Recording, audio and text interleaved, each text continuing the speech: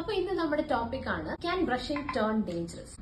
ഒത്തിരി നമ്മുടെ അടുത്ത് വരുന്ന പേഷ്യൻസ് പറയുന്ന ഒരു കംപ്ലൈന്റ് ആണ്, ഡോക്ടറെ രാവിലെയും വൈകിട്ടും ഒക്കെ ബ്രഷ് ചെയ്യുന്നതാ, പക്ഷെ എന്നാലും മിക്ക എല്ലാ പല്ലിലും ഇങ്ങനെ കേടാണ്. നമ്മൾ നോക്കുമ്പോഴാണ് കാണുന്നത് സത്യത്തിൽ അത് കേടല്ല, പല്ലെല്ലാം ഇങ്ങനെ ഡീഫോം ആയിട്ടിരിക്കും, ഇനാമൽ തേഞ്ഞു പോയതാണ് റീസൺ.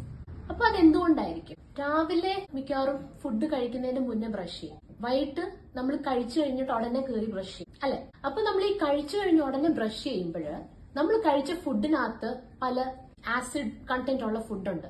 നാരങ്ങ ഇട്ട് സാലഡ്സ്, ടൊമാറ്റോ ഇട്ട് ഫുഡിനകത്തെ ആസിഡ് നമ്മുടെ പല്ലയിലിരിക്കും. ഉടനെ പോയി നമ്മൾ ബ്രഷ് ചെയ്ത് കഴിയുമ്പോഴത്തേക്ക് ആ ഇനാമൽ മൊത്തം തേഞ്ഞു പോകും. അപ്പൊ എന്താ ചെയ്യേണ്ടത്? ഒരിക്കലും കഴിച്ചു കഴിഞ്ഞ ഉടനെ നമ്മൾ ബ്രഷ് ചെയ്യരുത്. ഒരു ഹാഫ് ആൻ അവർ ടു 1 അവർ കഴിഞ്ഞേ ബ്രഷ് ചെയ്യാം. അപ്പൊ നാളെ വേറൊരു ടോപ്പിക്കുമായി വീണ്ടും